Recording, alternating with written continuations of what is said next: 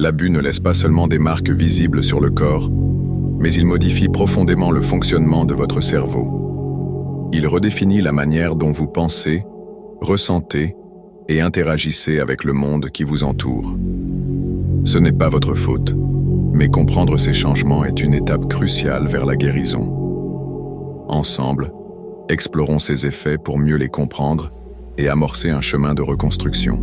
Lorsque vous subissez des abus, votre cerveau entre en mode alerte constante. La partie responsable de détecter les dangers, l'amygdale, devient suractivée. Cela vous plonge dans un état de vigilance permanent, vous laissant anxieux, tendu et sur le qui-vive, même en l'absence de menaces réelles.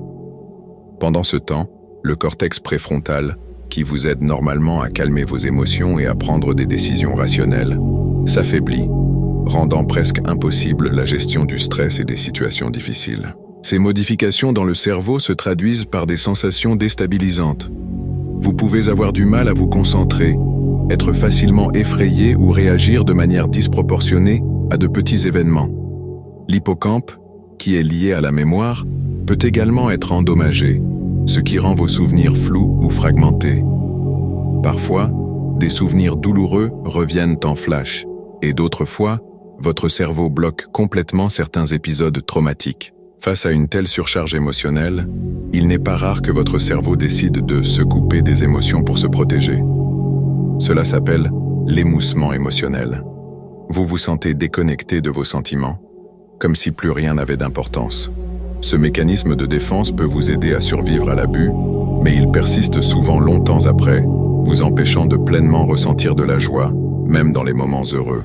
Ce déséquilibre affecte aussi votre capacité à gérer vos émotions. Une petite contrariété peut déclencher une tempête intérieure, ou au contraire, vous laisser dans une sorte de vide émotionnel. Vos réactions deviennent imprévisibles, et cette instabilité émotionnelle peut vous donner l'impression de ne plus avoir le contrôle de vous-même. Mais il y a de l'espoir. Votre cerveau est incroyablement résilient et peut guérir avec du temps et du soutien. Cela commence par reconnaître que ce n'est pas de votre faute. Parler avec un thérapeute, rejoindre un groupe de soutien ou simplement partager vos expériences avec des proches de confiance peut faire une grande différence. Prendre soin de votre corps est aussi essentiel.